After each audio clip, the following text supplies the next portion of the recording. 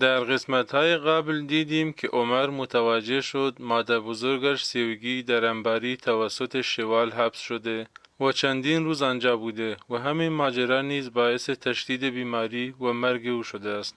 عمر بعد از آن همان بلا را بر سر شوال آورد و احمد نیز از موضوع خبردار شد. احمد به شدت از شوال متنفر شد و برای یک لحظه هم که شده چشم دیدن او را نداشت و تصمیم گرفت که او را طلاق دهد، اما فعلا با نقشه‌های شوال نتوانست او را طلاق دهد. به احتمال بسیار زیاد شوال نقشه‌ها و ترفندهای زیادی را به کار می‌گیرد که احمد او را طلاق ندهد، اما احمد سرانجام شوال را طلاق می‌دهد و از دست او خلاص می‌شود. با طلاق دادن شوال، احمد دوباره به سراغ سوزان رفته و از او می‌خواهد که دوباره یک خانواده شوند و به همراه عمر پسرشان با هم باشند، اما سوزان قبول نمی‌کند. با اصرارهای احمد و درخواست عمر بالاخره سوزان کوتاه آمده و قبول می‌کند و خیلی زود شاهد مراسم عروسی سوزان و احمد هستیم. و بعد از آن سوزان، احمد و عمر مثل یک خانواده دور هم جمع شده و برای اولین بار پدر، همسر و فرزند بعد از 20 سال با هم زندگی می کنند. به احتمال بسیار زیاد در قسمت‌های آینده شاهد نزدیک شدن سوزان و احمد و عروسی آنها در فصل سوم هستیم.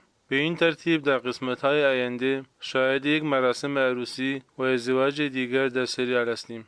البته لازم به ذکر است که اشاره شود که این فقط یک سناریو و پیشبینی برای قسمت بعد سریال است و برای اطلاع دقیق از ماجراهای سریال باید منتظر ماند تا قسمت‌های جدید آن منتشر شود تا از همه حوادث و اتفاقات آن به صورت دقیق و کامل مطلع شد.